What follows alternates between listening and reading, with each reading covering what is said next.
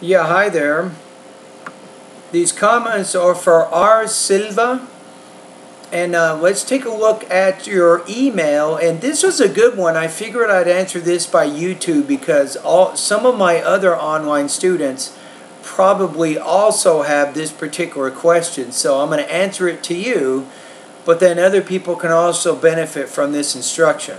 So you say, "Hi Michael, I am Ruiz Silva. I just subscribed your course and I have a doubt. Should I practice the speaking or the essay and the speaking, for example, in order to master the practice without worrying about time, and after a high level worry about time? Or should I always practice all the sections of the TOEFL format worrying about time?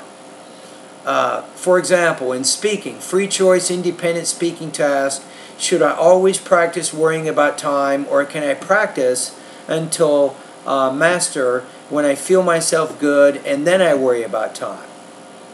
You say, "I believe the first alternative should be better, but I'd like your view about it." Okay, this is an interesting question. I like your question. So it's kind of like you're almost getting into what's called fluency versus accuracy. There's another argument out there that says, is it more important to be fluent, which means to just communicate and get your ideas out without worrying about being grammatically correct?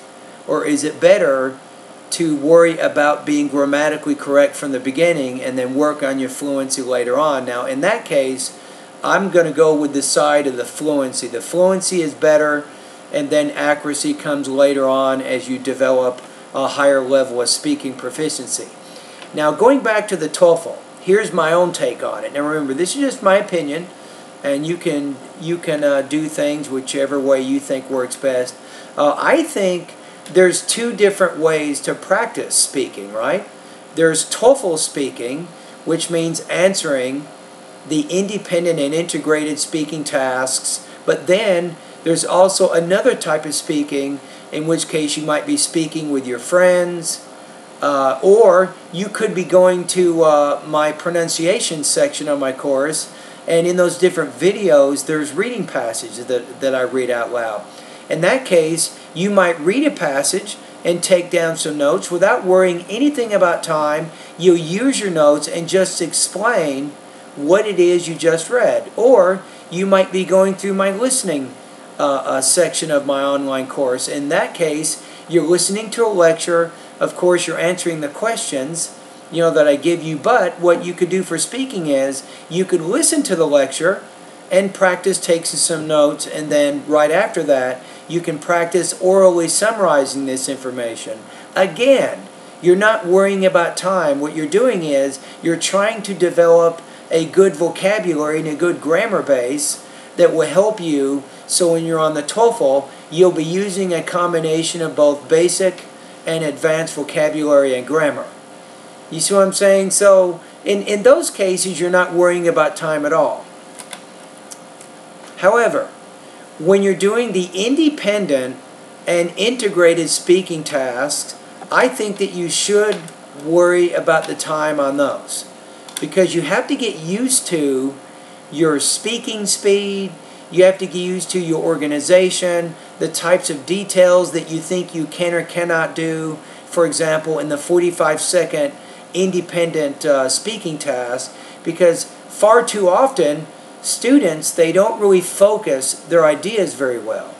So I think if you really concentrate on developing a 45 or a 60-second response, that is going to get you used to that format, doing that format, and maybe doing 20 or 30 different speaking practice tests at my website, getting used to that format. That's going to make it very easy for you when you take the TOEFL IBT and you do the speaking section. Now, the same thing for the writing. Well, in the writing, you'll notice in my independent writing task, I do give you 45 minutes with the very first practice test. Practice test 2, you have 40. Practice test 3, you have 35. And then in practice test 4, you're down to 30 minutes. So with the writing, I was giving you a chance to think about the lessons that you've studied in my course, and then try to apply those principles, to the writing practice test that you're taking. So it takes some time to get used to those things. So anyway, to kind of answer your question, I would say when you're doing an independent or integrated speaking practice test, I would try to be conscious of the time and try to learn to develop a nicely organized speech with adequate supporting detail within that time constraint.